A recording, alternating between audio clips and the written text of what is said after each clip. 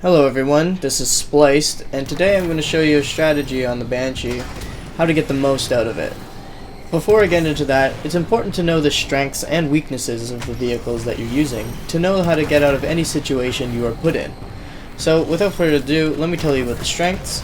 So the first strength I have is mobility. Mobility is what gives the Banshee its vast advantage on the battlefield.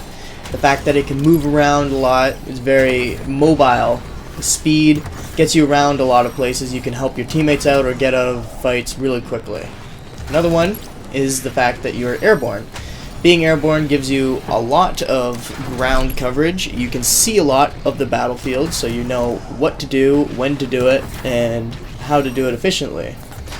Another one of the strengths is how evasive it is. The fact that it has barrel rolls and backflips gives it a numerous amount of chances to dodge incoming attacks such as scorpion fire or lasers, Spartan lasers.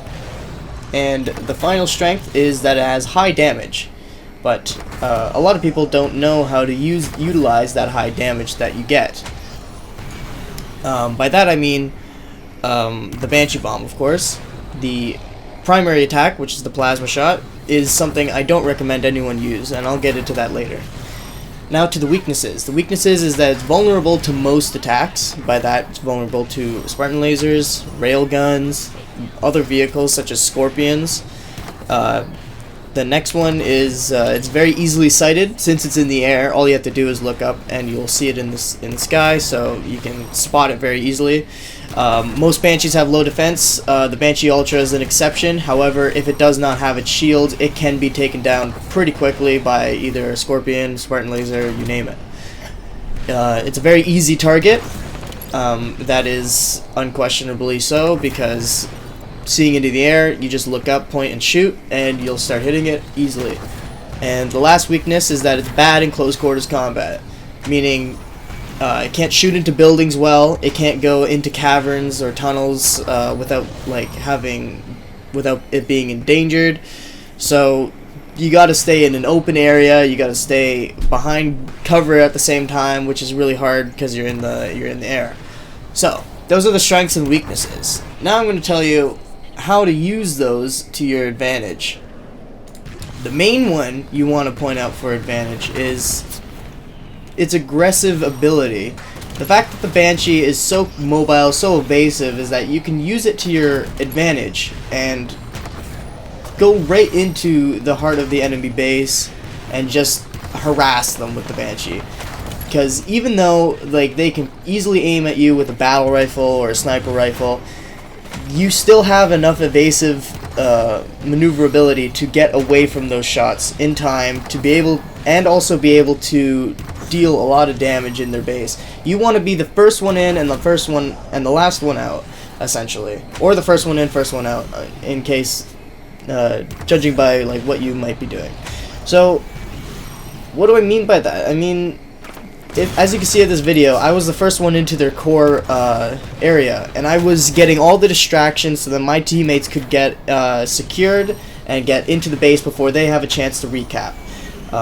As long as I'm in the air and they're looking up, being distracted, that is me doing my job as the Banshee flyer, as well as me getting some kills. That helps my team as well.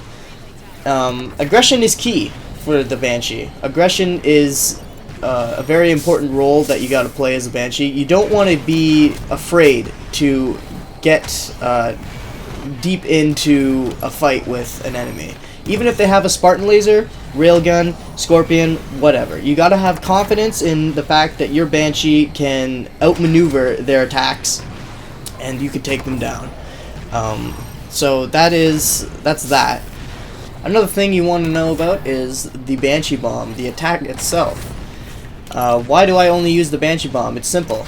If you were to use the primary attack, you would have to focus on one guy at a time and not use any of your evasive maneuvers such as barrel rolling, backflipping, or boosting.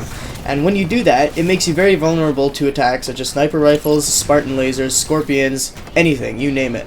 Anything could hit you very easily, and that's a big problem. You can also get hijacked very easily since you're not moving around.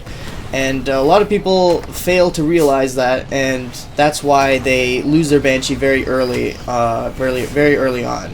So always have the Banshee bomb out, you don't want to use your primary ever. There's no need to use it. As soon as you know how to use the Banshee Bomb, you'll never need to use your primary attack ever.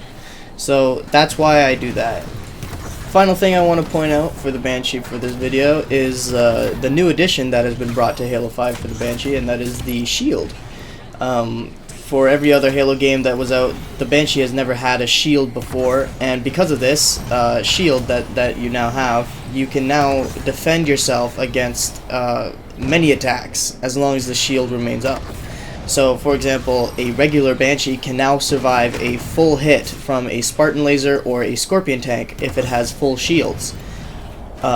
So, you want to treat this shield as basically your only protection. If you don't have your shields out, then that's when you'll start losing your durability. You'll blow up a lot quicker.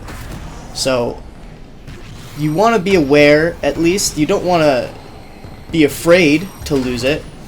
You just want to make sure that when you lose it, you'll be able to escape without having too much damage dealt to you as you get out of there, essentially. With that being said, I hope you guys enjoy the rest of this video, and I'll talk to you later.